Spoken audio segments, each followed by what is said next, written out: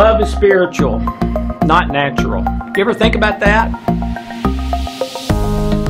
This is absolutely miraculous. With love, you get the results now.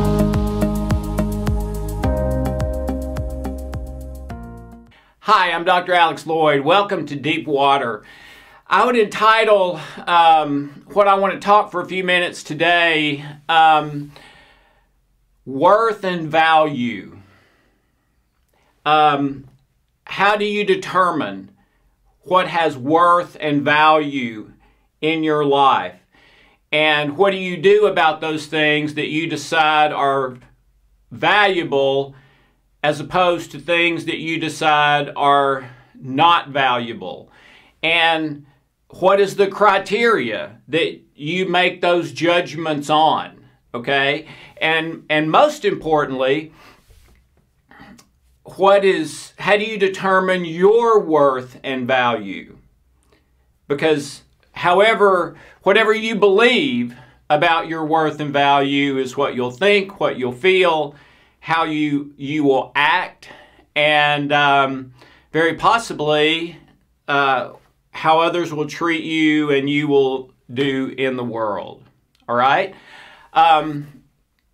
I would say over 30 years, the clients that have come to see me for some reason or another, at least half of them, and I've not kept track, so this is an educated guess, but probably half of them have a worth, identity, value problem, either with themselves or someone else or both. Or they have their worth and value priorities all wrong.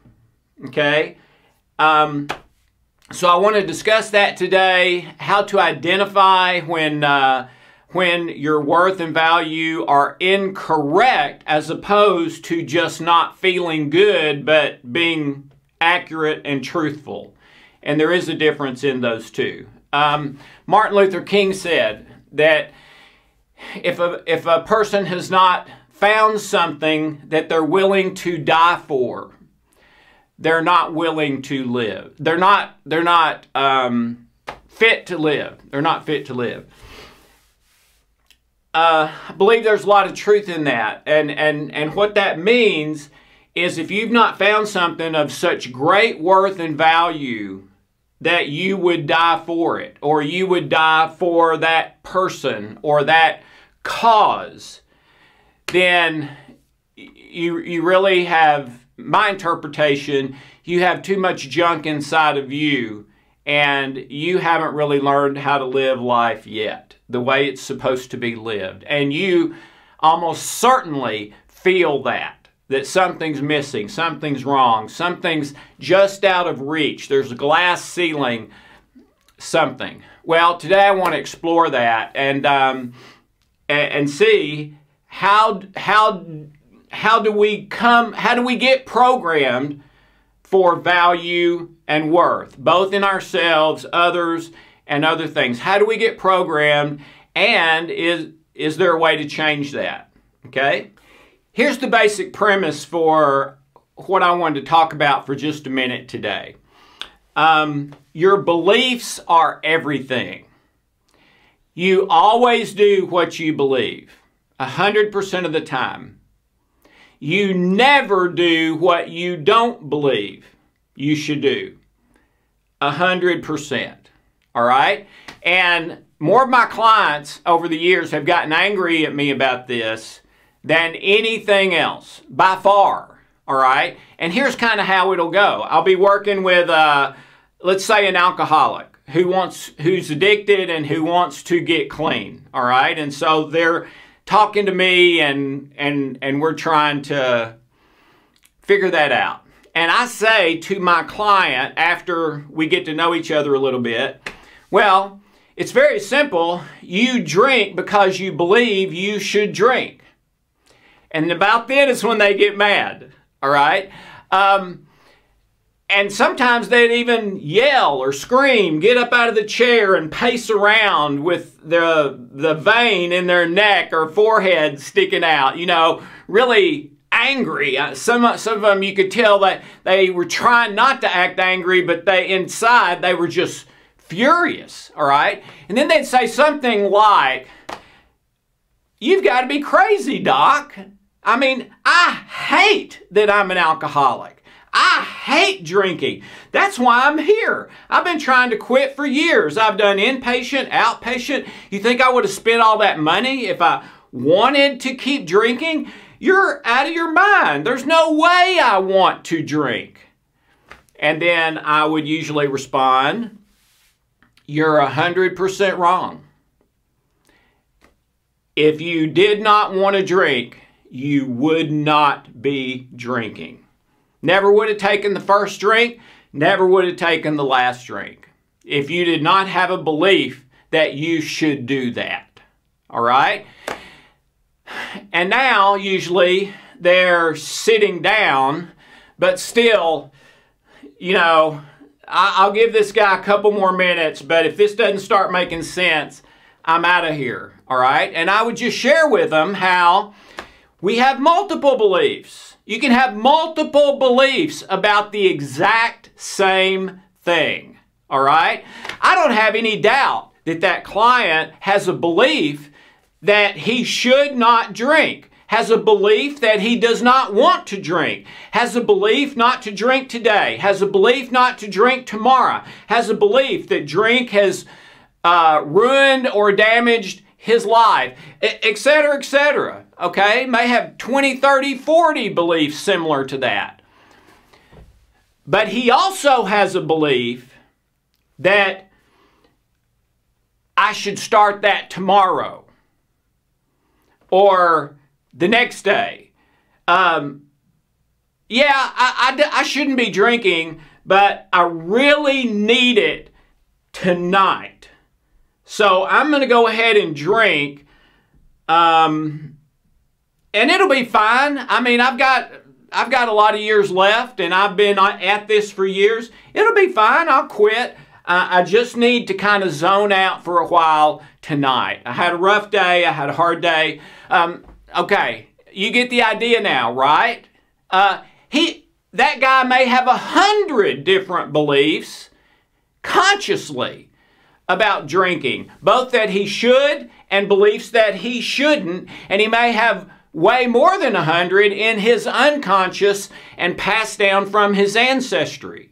All right, that he doesn't even know they're there, but they're exerting influence either to drink or not, one or the other. All right? So, you always do what you believe. You never do anything you don't believe. So if you're doing something that's detracting from your life, it's guaranteed 100% that you have a wrong belief. If you have a wrong belief, it's guaranteed 100% that there is a lie or untruth in that belief. Now, it's very often in the therefore, or because this happened, then, an if-then statement.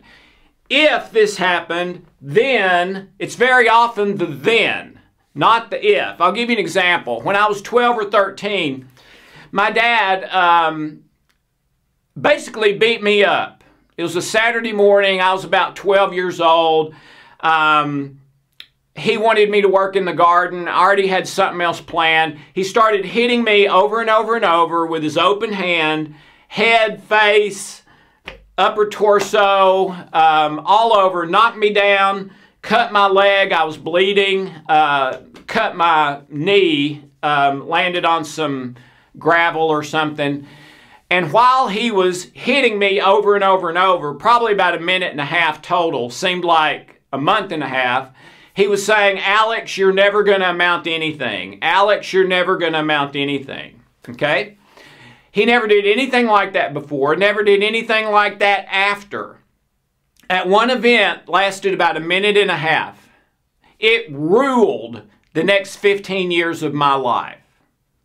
I mean, I felt it. I didn't make the connection that that's what it was from, but I felt the difference, and my family has told me both around that time and much later that they saw a stark contrast in me at that time period. They said I used to spontaneously, joyfully sing all the time. And after that happened, I never spontaneously sang again. Which to them was a huge shift in me. My joy was gone. And it was gone for about 15 years as that memory was ruling my life. Now, what was the lie in the memory? What was the untruth? Was it that my dad really didn't hit me? No, he did. That's the truth. The untruth was the therefore, which was because my dad hit me and beat me up, therefore, I'm never going to amount to anything. Because my dad kept saying, you're never going to amount to anything. And my dad was like my hero. Everything he says is right, at least at that age. So, Dad's right. There's something wrong with me, and I'm never going to amount to anything. And that's what I proceeded to do and live out.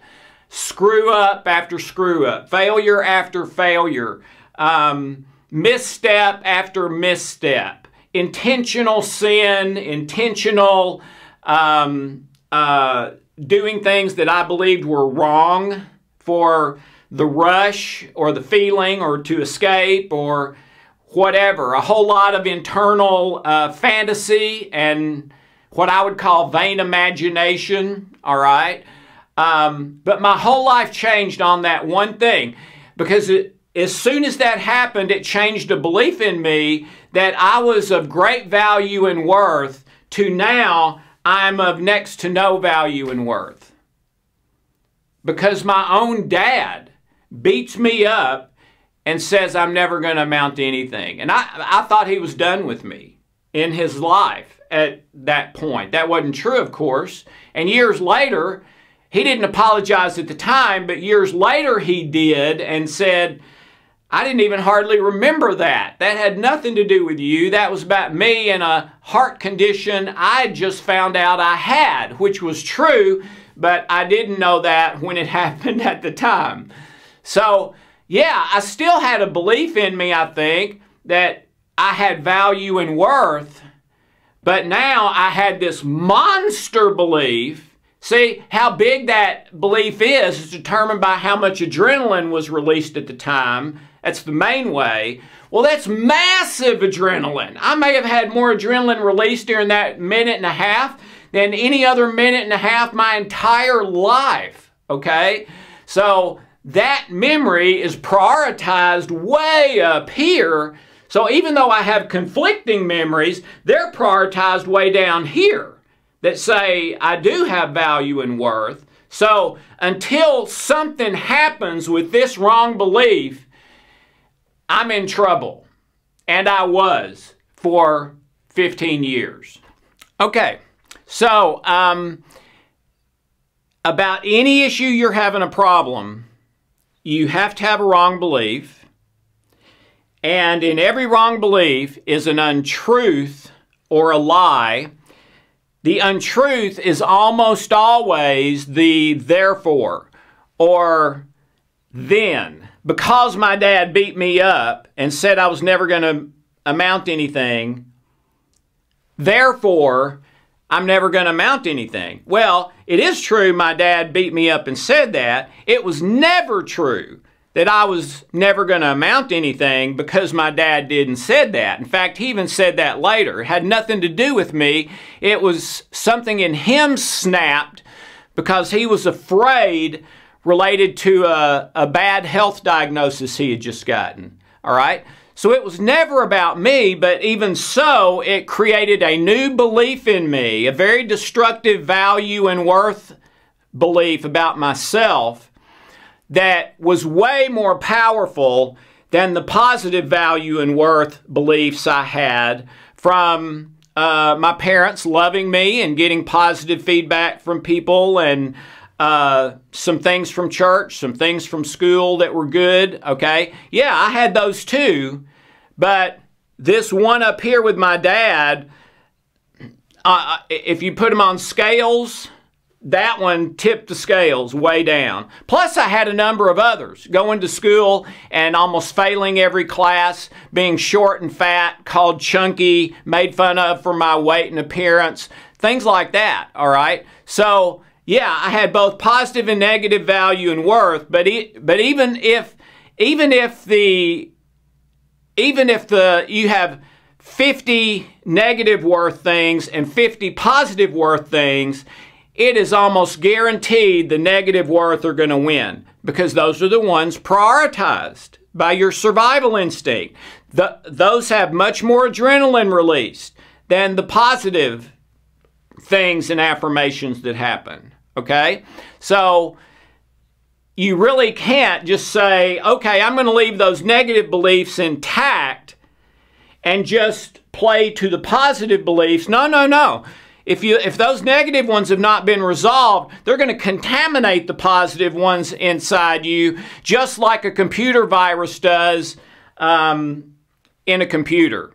The only way you can fix it is to get rid of the virus. The only way you can fix this is to heal, change, transform that negative belief. In this case with my dad, that yeah, my dad beat me up and he said you're never going to amount to anything, but it was never true that that was true and that that was going to be my life. Had nothing to do with me, and I'm not going to accept that as a belief anymore, and I'm going to do some work on it to heal it, to bring it down below a 1 on a 0 to 10 scale, and emphasize and recenter myself in the positive, truthful beliefs, okay? But all these issues in the world today, think about it. Black Lives Matter, gender issues, politics, where people hate each other just for supporting a different candidate or a different ideology, all right?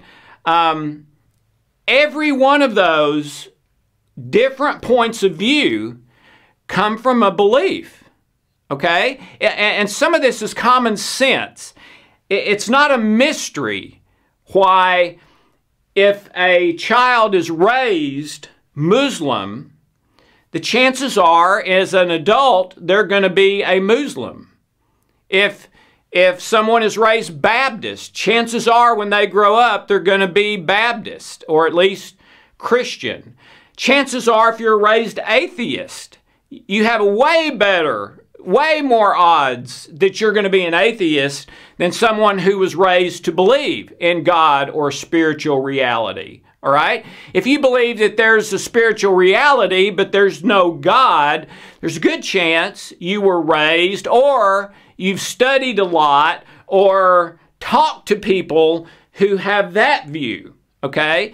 And by and large, it's not just the message, it's how does that person treat us? Wherever we get that information from, do we feel that's a credible source or not? All right? So the only way to come to the perfect, correct decision about Black Lives Matter is if we can check our prejudicial and biased beliefs at the door, or at least re-examine them, take a look at the whole truth in order to determine a more balanced interpretation of the way things are. Okay? If all you have in the room in Black Lives Matter is people who are screaming and angry at each other and stuff like that, chances are you're not going to get much of anywhere until people are able to get out of that mindset, which can be kind of a minor form of brainwashing. Right when I got out of college, I worked in ministry, and I worked with teenagers and their teachers and their parents to try to help families be closer, to try to help teenagers stay on the right path in their life, not do drugs and drinking, and prioritize the spiritual and delayed gratification, things like that, working out compromises between parents and teenagers, things like that. And typically, when I would go to a new group and do a first session to kind of get their attention, what I would do is I would make little tags, okay? I'd get a piece of card or construction paper and put holes in the four corners, tie a string to the hole, and tie that label onto their head where it was right here, where everyone is in a circle and they have a label on their head right here, and they have no idea what the label is, but everyone else in the circle, of course, does, because they can read it.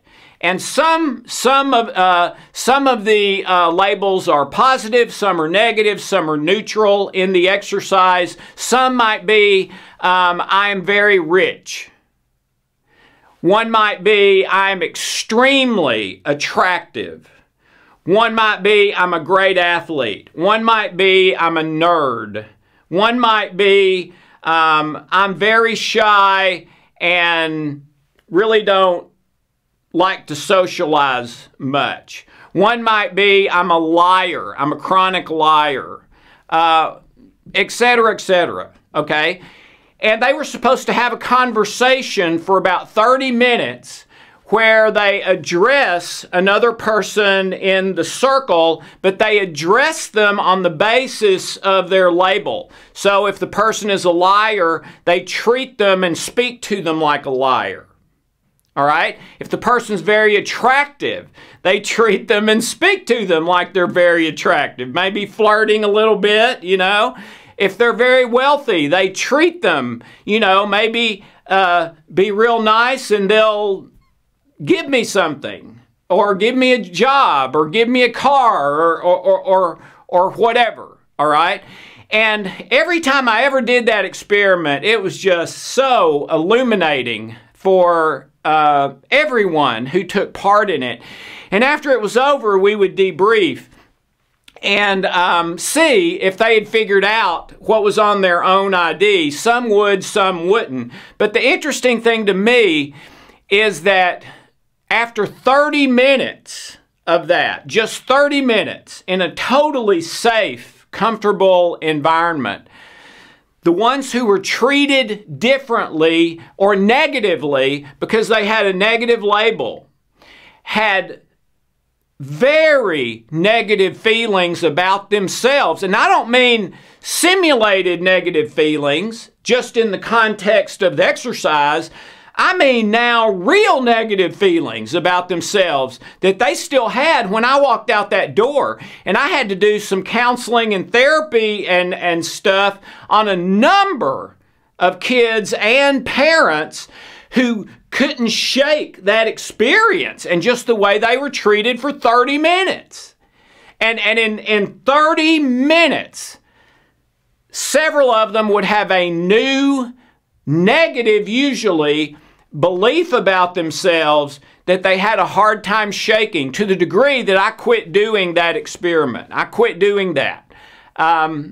Because in 30 minutes, I was seeing some pretty negative stuff that was continuing with that person days, weeks, sometimes even a couple of months later. And we certainly didn't want to do that. But it was amazing to me how easy these beliefs can change, and that we have to constantly be vigilant with your beliefs, just like brushing your teeth, washing your hair, cleaning your body, eating food, taking supplements, getting a little exercise. Maybe even more important than any of those, we have to be vigilant with our beliefs and to be constantly resolving the negative ones so that they're not negative anymore, and creating new positive ones and making the positive more and more and more positive. All right?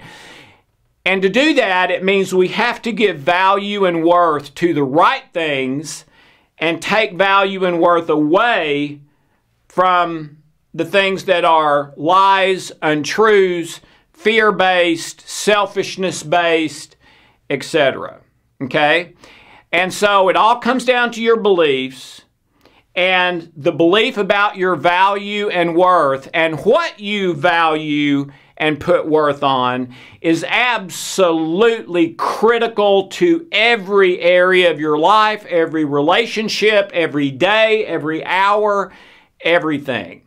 Okay, so I want to take a look at something that's absolutely fascinating in this regard about how our beliefs work, how they can be changed, etc.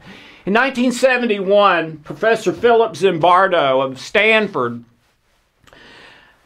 undertook an experiment, research, whatever you want to call it, and they were incredibly creative in calling it the Stanford Prison Experiment. There you go, 1971. And it is very, very famous. They made a movie about this. There have been other studies that they've done that were sort of done because of this one, and it was so interesting to see what would happen in different, if they set it up in different ways. But in 1971, they took 24 students, told them they were going to do an experiment about, I think it was violence in prisons or behavior in prisons, something pretty generic. It didn't sound real bad. And they were going to pay them $15 a day, which in 1971 was a little more than it is today. And they split the students into half and half. 12 students became guards, 12 students became prisoners. All right? And the experiment was supposed to last for 2 weeks. They arrested the 12 that were supposed to be students, or at least one of them. That was a little bit unclear. But of the 12 that were prisoners, at least one, maybe all of them, they went to their home and arrested them for burglary, robbery, breaking and entering, that sort of thing. Took them to a simulated police station, all right? Did their fingerprints, and they did a strip search. They de-liced them, which means spraying them with all this stuff in case they have lice in their hair or fungus or bacteria on their body or anything like that, and intentionally humiliated them. They chained them, put big heavy chains on their feet. They shaved their head completely bald, gave them a cap and a number. And starting right then, the person was referred to as a number, not with their name. All right? Visiting day came, and the prisoners were being very poorly treated. The guards quickly, the 12 guards quickly got into their role and became unkind. They would have them do push-ups with them standing on their back. They would strip search them again. They would humiliate them. They would do emotional abuse, etc. And visiting day came, and the kids, the 12 that were prisoners, complained to their parents, and the parents all minimized it. Oh, you're making too much out of this. It's not that big a deal. I'll see you next week, honey. It's okay. Just when really they were not okay. Virtually any of them. All right? Then the prisoners developed an escape plot, which they scrapped before they ever even tried it. But they banded together and were trying to figure out how to survive this and you know, how to get through it, etc. All right? One interesting thing is the director, who was a psychological researcher, Professor Zimbardo, noticed after just a few days, like 3 or 4 days, that he himself was thinking more like a prison warden than he was a psychological examiner. And it shocked him. I mean, how did that happen in like 2 or 3 days? He was not expecting that, all right? A priest came to visit. They did more humiliation all through the time there. A priest came to visit, and the 12 prisoners introduced themselves to the priest as their number, not their name. They weren't asked to do that. And in fact, at the start of this, the guards really weren't given any instructions on how to do this. They were just to figure it out themselves, but to keep them totally in line. And the prisoners weren't told much either, just humiliated, stripped, chained, etc. Okay, so down here, the priest visits after, I think, about 3 days or so, and they introduce themselves as their number, not their name, which is a dehumanizing, a devaluing of themselves. And none of them had any plan or were thinking about any plan on how to get out. So up here, they have an escape plot. Now, they don't go through with it, mainly because they didn't think it would work, but they were working together trying to figure out, okay, how are we going to get out of here? A couple of days later, not a one of them is even trying or planning to get out. They've reached another degree of dehumanization and brokenness. All right? Many of the prisoners became hysterical, had an emotional mental breakdown. Some went into shock where they would have to bring outside people in to say, your name is John Brown. You are not a prisoner. This was an experiment at Stanford University. Your name is John Brown, and all of this is not real. And they're trying to bring him back to reality, okay? That person, and there were several of them, they are completely believing that what is true is this simulated prison situation, that they really are in prison. Now, how in the heck has that happened in just a few days? But it did. They were willing to give up their $15 a day pay in order to be released, even though they did not have to do that. They could have been released and still receive pay. What else? Even after they were released, finally, they had to end the experiment after 6 days. It was planned for 2 weeks. They had to end it after 6 days because it was spiraling out of control. The prisoners were absolutely breaking down, left and right, emotionally, physically, mentally, in every way. So after 6 days of an intended 14, they shut it down because it spiraled way beyond what they had imagined might happen. And the guards were literally being mean guards and seeming to like that role and inflicting emotional and physical abuse on others. And the prisoners were flipping out and all kinds of different ways. So even after they had released them, they went back to their cell. Why? When asked, they said they didn't believe they had any choice and that they were powerless to resist.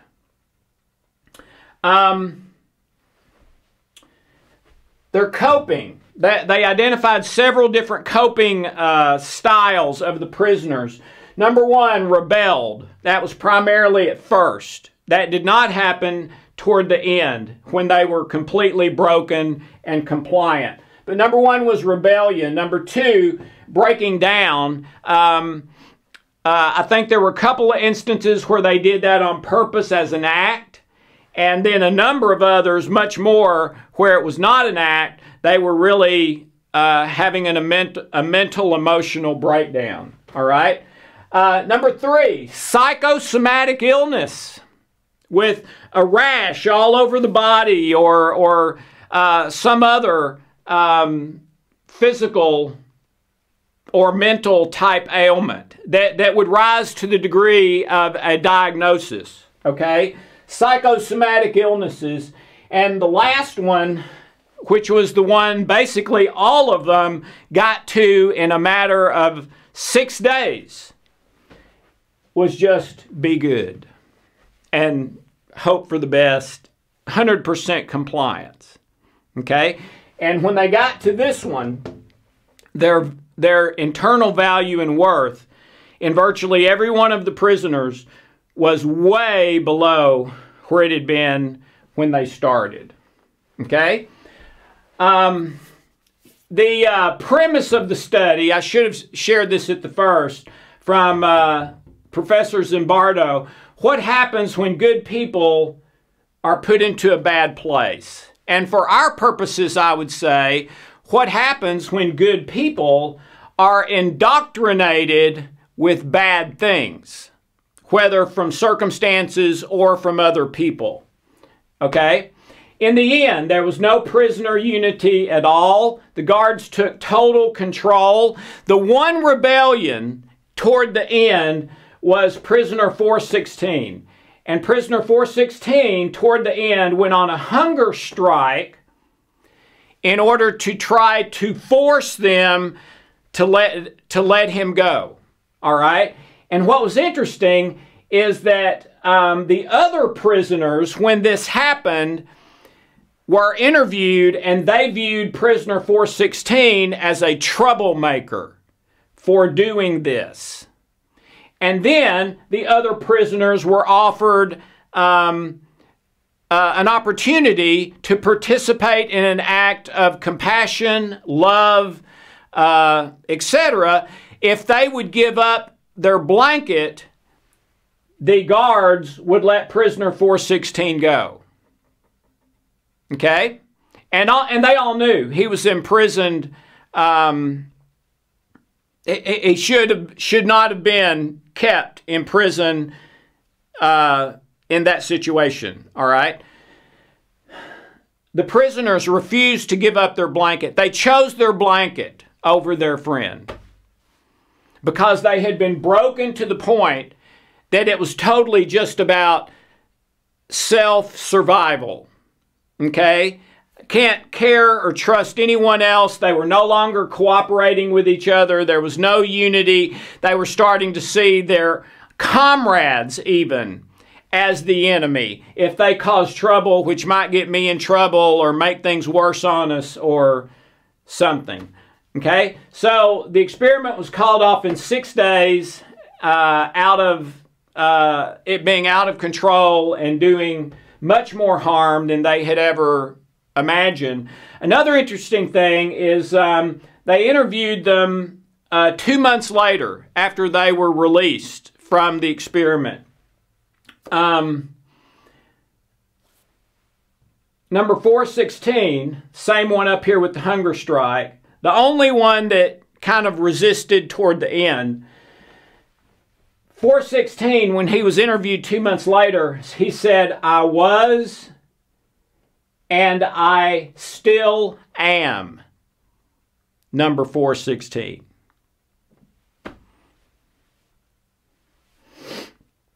And several others of the prisoners 2 months later made similar statements. The root of this is that the situation turned good people into objects. It dehumanized them. Okay? And people became nothing more than a way to help me get what I want or to keep me from getting what I want. If they're going to help me, I'll cooperate and treat them nice. If they might keep me from getting what I want, I'm not going to be nice and I'm going to treat them harshly or with passive aggressive or something. But I'm going to try to get them away from me or beat them. All right? But people felt dehumanized. Okay? A month later, after the Stanford prison experiment, was the famous Attica riots that lasted for weeks. The demand by the prisoners at Attica was to be treated like human beings. Totally fit with the conclusions of the Stanford prison experiment, where the bottom line was dehumanization and people being treated and feeling like objects instead of people of value and worth.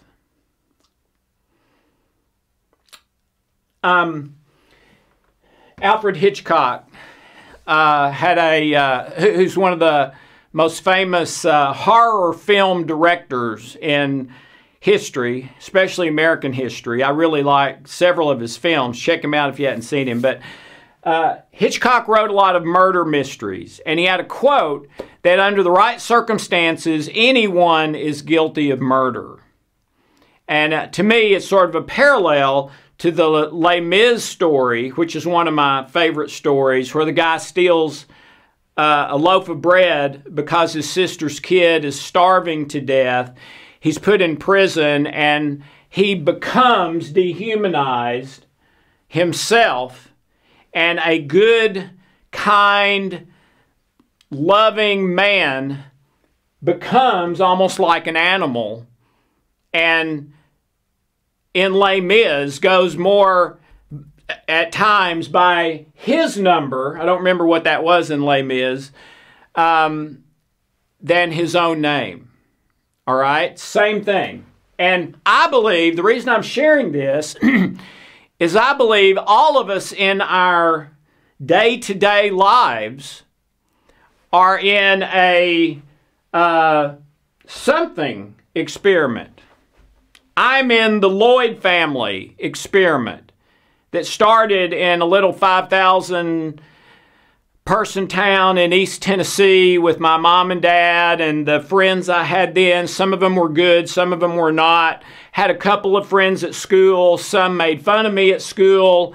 And so my worth and value was forged, both good and bad, by my parents telling me all the time they loved me and hugging me and building me up. They were really good encouragers. You can do anything you want to do. My dad did have that one blow up when I was 12, but it was the only one. Outside of that, he was like my best friend and hero, all right? And you have been a part of your experience, the Jones family experiment, the Johnson family experiment, whatever your life and your growing up situation has been. Okay, we also have passed down to us the negative memories mainly, some positive, but for sure, and mostly the negative memories, maybe mostly the trauma memories from our ancestry, going back hundreds of years, okay?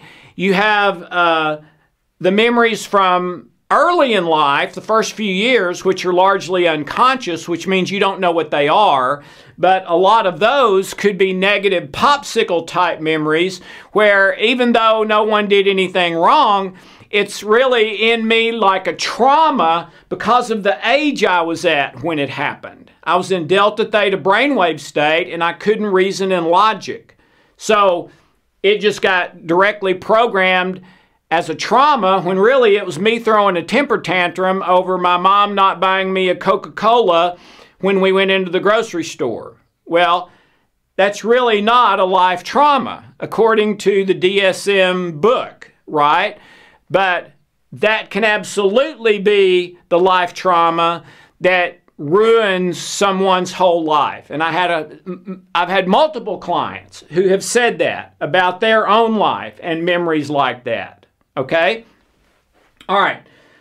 So we are all in our own experiment of our life with good and bad, and that develops multiple beliefs around every single issue. Black Lives Matter, gender issues, politics, all of us, through what we've experienced that we know about and that we don't know about, we have ended up where we are with the beliefs that we have. Some positive, some negative, some truthful, some not truthful, some encouraging and positive, some negative and destructive. And we have, about most things, all of that about every belief. A positive, a negative, a neutral, a constructive, a destructive. All right? So you've got to find those beliefs and resolve them, or work on them mechanically and let them heal on their own. And I think you should do both. I think we have tools you can use that sometimes will change those negative energy signals that we have that are resonating lies to the hypothalamus, causing it to turn on the stress switch, okay? All of us have that, all right? And we've got to be aware of that all the time, how we work, all right? But this is how simple. This was 6 days. And totally spiraled out of control with humiliation and abuse and psychosomatic illness and breakdowns and all kinds of stuff in 6 days' time. In a situation where all 24 knew what was going on wasn't real. That they had signed a contract and were being paid to be a part of this experiment. They all knew that the whole time. But within 2 days, it's like that memory's not even there anymore. Now, they are really believing I'm in prison and subject to all this abuse and trauma and mistreatment, and don't even feel like they can leave when they're released, and refer to themselves after a few days as their number, not as a person, etc., and turning on their fellow friends because they have got to such a dehumanizing place. Okay? M. Scott Peck, who wrote my wife's favorite book, the runaway bestseller, The Road Less Traveled, wrote another book where he talks about the 4 steps to community, or really the 4 steps to living in love and joy and peace and happiness. And the first one is pseudo-community, which is basically just image control or pretending. We're acting this way because it's socially acceptable, but what we really feel inside is very different and not that great. All right. And everyone wants to be better. Everyone wants to move up higher in their life. Everyone wants something close to their best life and to feel they are of value and worth. All right? So we start down this road because we want change, right? The first thing we hit when we start going for change, whether it's to lose weight or whether it's to have a productive conversation about Black Lives Matter, or a productive conversation about gender issues or whatever, the first thing we hit, or to get off alcohol, or any kind of significant change, when we start to do that, the first thing we hit is chaos. Chaos means pain. In fact, it usually means more pain than the place you started from that you wanted change from. Meaning, I want to lose weight, I want to quit drinking, I want to be a better husband, I want to be better at my work, I want to be more disciplined, I want to exercise, whatever.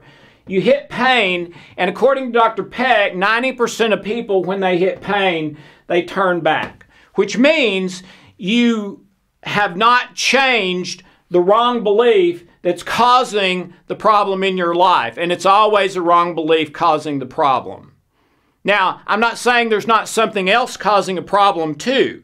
Viktor Frankl was in the Holocaust. Was that a problem? Yeah, big time problem. All right? But he wrote that what he did in the prison camp was exercise the last of human freedoms. They could beat me, they could yell obscenities at me, they could spit on me, they could deprive me of food and water. They could not get to that, he said. The last of human freedoms, the right to decide what my internal state, attitude, belief is going to be about this situation, the guards, me being in the prison camp, etc. All right? The problem is that's painful, and most people just went back and then just tried to endure. And most of them didn't make it out. All right?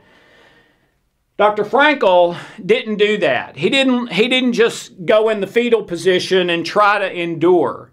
He exercised the last of human freedoms in order to try to have a truthful belief about himself and his circumstances, even in the middle of the prison camp, which for him was that he has had great, wonderful times in his life in the past that have given his life value, meaning, and worth.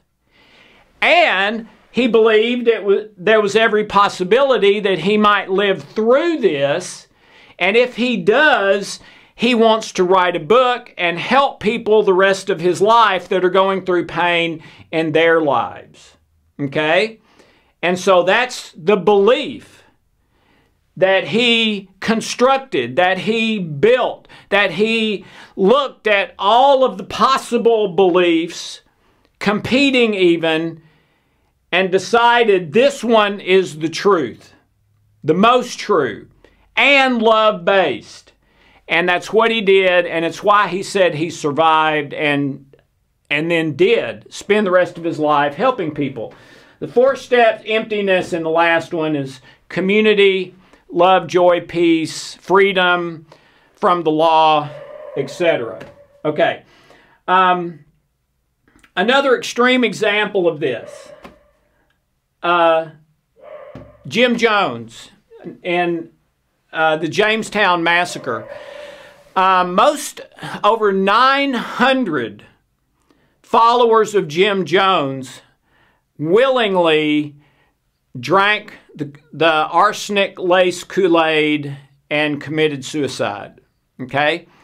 Well, I shouldn't say that, because some people say that some of them were forced at gunpoint. If you don't drink it, we'll shoot you. But the documentaries and research I've read, most of them did it willingly. Well, also most of them were with him for less than 10 years. So in less than 10 years, for most of them, they go from being basically a normal person with value and worth and meaning and, you know, searching for something better too, looking for positive change, but still doing all right. And then 10 years later, they are at a place of rebellion, breakdown, psychosomatic illness, just trying to comply and be good. There were many things that happened during that Jim Jones thing where he would humiliate people. Okay, the same thing that happened in the Stanford prison experiment. But in the end, over 900 willingly took their life. And I'm telling you, they had to have a belief that they should take their life or they would not be able to do it. Now, the one where a gun's pointed at their head saying, you drink it or I'll shoot you, that's different. But the ones that did it willingly, and there were hundreds that did, according to the literature, they had to have a belief that it was best for them to do that, which is mind-boggling to me. Okay? That they could believe that coming from this charismatic guy who obviously had big-time problems, and it didn't take a psychologist to identify that. And when I was reading about the Jamestown and Jim Jones and all that, one of the interesting things that it said as they were kind of analyzing what had happened is that if you do not have the strength, the internal strength, to get out of your box, then you're almost doomed to a life, a situation where you are acting on a wrong belief. You're acting on an untruth, a lie that is obviously going to take you not to love, joy, peace, but to selfishness, anxiety, fear, low self-worth, etc. Okay? So, what are your beliefs this week? Okay? What do you believe about Black Lives Matter? What do you believe about gender issues? What do you believe about politics? Why do you believe that? If you're a Christian, do you believe that if you were brought up Muslim, you would still be a Christian today? I guess that's possible, but it doesn't usually happen that way. Most people who are raised Muslim end up being Muslim. All right? If you are a Muslim, do you believe if you were raised as a Christian, you'd be a Christian today? It's possible, but doesn't usually happen that way. Well, why would that be then? That if you're raised Christian, you're Christian. If you're raised Muslim, you're Muslim. If you're raised atheist, you're, or at least the great majority of the time, okay? It goes down to your beliefs. Every single one of those beliefs you have goes down to a central belief overall about that thing, and then probably 30 to 300 little sub-beliefs. Some saying, I should not take the drink because I don't want to be an alcoholic, but some saying, I should take the drink because I really need it tonight and I'll start tomorrow. Okay? I can guarantee that in the people who are upset with each other over Black Lives Matter, there are buckets and buckets full of wrong beliefs in those people. And if we could somehow magically wave a wand and eliminate them, I believe people could come together and pretty quickly come to a solution, belief, and plan of action to make Black lives better, maybe not perfect, but better, and then continue better, better, better. And the same with gender stuff, the same with politics, the same with almost anything, okay? The problem is always a wrong belief, a belief that has an untruth or a lie in it, all right? And about every belief that you have a problem, you have competing beliefs. One saying this is the truth, one saying this is the truth. You need to find those. You need the ones that are conscious. You need to pray over them. You need to meditate over them. You need to determine what are the beliefs I have that just maybe, possibly, are either not true or not the whole truth. You know, the best lie is the one that's 99% true. Or the one that is selfish versus the one that's win-win-win for everyone. If you are ever going to be the person of value and worth that you can be, you have to examine your beliefs. Find the ones that are out of balance. Find the ones that are creating rebellion, breakdowns, psychosomatic illnesses, real illnesses, complying just so you won't get whacked anymore, whatever, all right? And typically, that's coming to a decision place every day and 20 or 30 times a day about taking out the trash, about letting someone in the line in traffic, about having a situation where you could be mean or kind and choosing to be kind, about being a great listener, about valuing, not dehumanizing. So everyone that you come in contact with, I believe, you should have on your radar, let me value the worth of this person that I'm with. I may be only beside them for 30 seconds in the checkout lane at the grocery store. Let me value their worth for 30 seconds. Now, I don't mean anything where they're going to think you're, you know, some weird religious freak or something. Okay?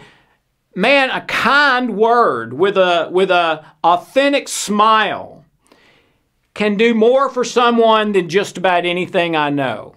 And you can always do that. Whether you know them or not, think they're beautiful or not so beautiful, whether they dress nice or not, whether they have money or not, you can always be kind and have an authentic smile once you clean out your junk and start living by true beliefs that come from love and point the way back to love.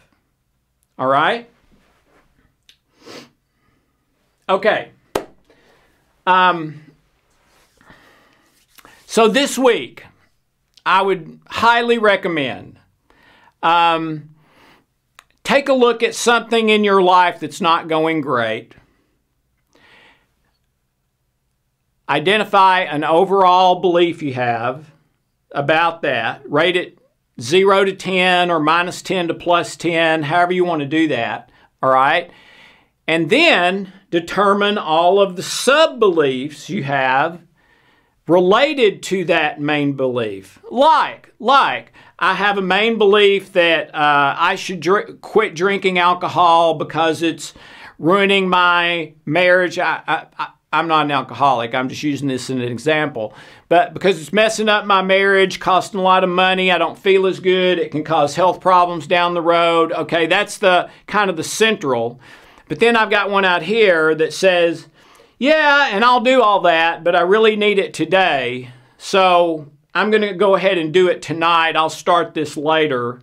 And again, you may have 30 or 40 different peripheral sub-related beliefs. You've got to find the ones that are in error. Okay? I would be especially suspicious of ones that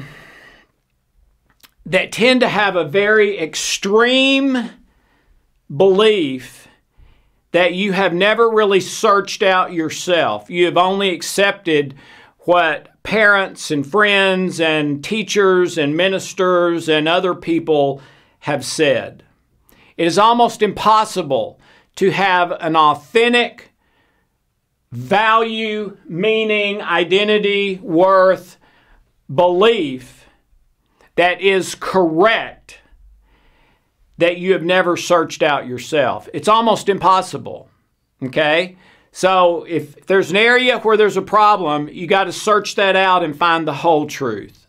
Not only the beliefs that are consistent with what you're wanting to do, but the beliefs that you're doing that work against what you want to do, okay?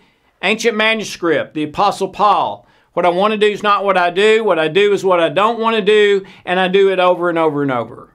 All right? And also, don't be too hard on yourself because we all do that. Okay? But here's the point.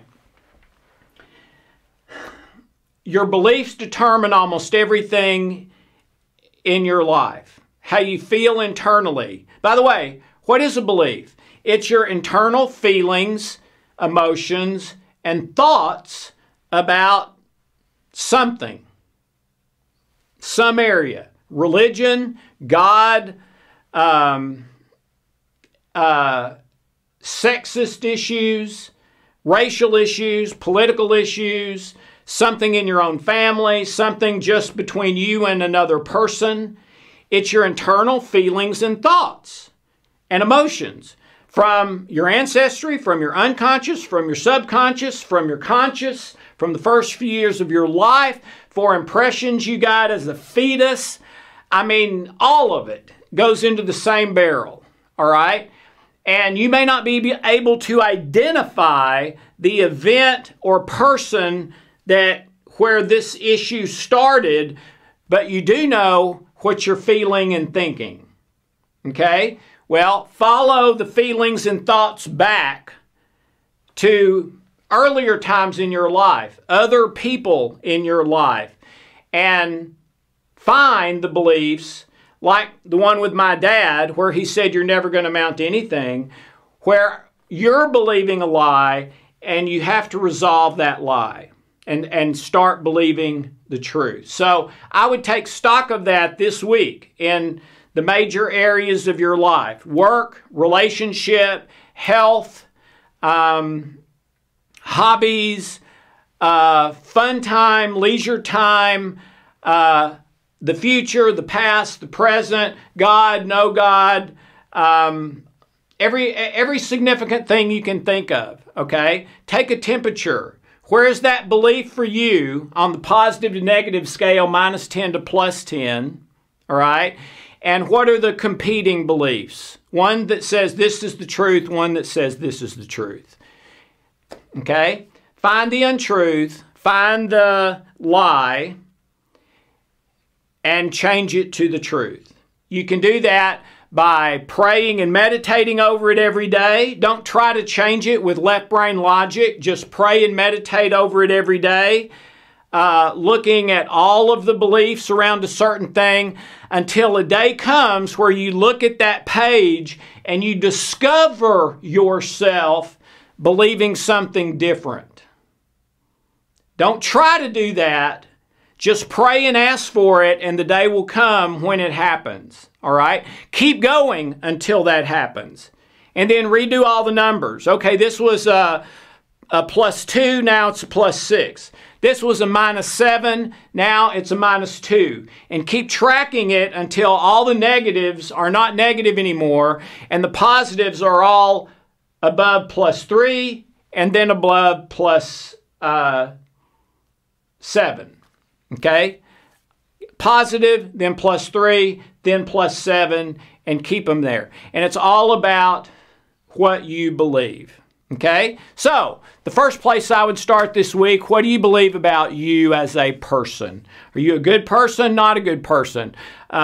List down the things that you've done wrong, that you still feel bad about, still feel guilty about, still feel sinful about, still feel treated unfairly about. Find see where your value and worth is on a -10 to +10. Where's that? That one thing, your sense of value and worth as a human being. Okay? Is it in the minus numbers? Is it in the plus numbers? Okay? Because I believe for everyone on the planet, that should be +7 and above, and if it's not, you're believing an untruth or a lie. Fix that wrong belief and the emotions, thoughts, and feelings that make up that belief, as well as the memories of all the related beliefs. Fix that, and your thoughts, feelings, emotions automatically change. Your brain chemicals change. Your hormones change. You experience less and less stress. Your immune system works better and better and better. Okay?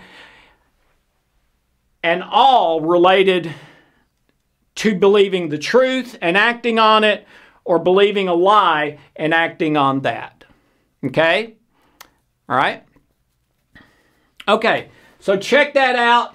Where's that for you this week? And I would recommend to start working on that belief with our mechanical tools, trilogy, healing codes, memory engineering, rapid eye stress release, and by diagramming the belief, the overall in the middle, spokes like the spokes of a bicycle out, and then another issue in a circle at the end of the spoke that is all of the beliefs related to that.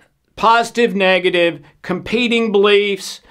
And then you go on a search, what is true, what is not, and you don't stop until you feel like you've found the whole truth and listed all of the possible beliefs about that issue. And then pray and meditate that they be transformed to the truth. The negative ones will become positive, the positive more positive, till everything is positive, +3, +7. But start with where's the -10 to +10 on your value and worth as a human being person. The second one I would do is your value and worth about every other person in your life, -10 to +10. And my 2 cents is if you're really living your best life, you should be valuing everyone else you know at a +7 and above, out of a -10 to +10 scale. Why? Because they're just as valuable a human being as you are. I'm no better than you, but you're no better than me either. I believe we're both fantastic and can have a great life and can contribute to the world, etc. But I'm no better than you, you're no better than me. What does that rule out? It rules out comparison and judgment, inferiority and superiority, and promotes equality, unity, togetherness. Let's work together to have the best life that we can have. All right? So think about that this week. Don't go another week without having a true value and worth belief about yourself, and then starting with the most important people in your life about every other person. Use the tools, pray and meditate, keep going through the chaos and pain until you get to love, joy, peace, a changed, truthful belief that you're now living, and you're congruent with yourself. You're not feeling one thing internally, but trying to act another way externally. Okay? So, thank you so very much. Have a wonderful, blessed day. And if you change your value and worth internally, it'll change everything in your life. Have a wonderful, blessed day.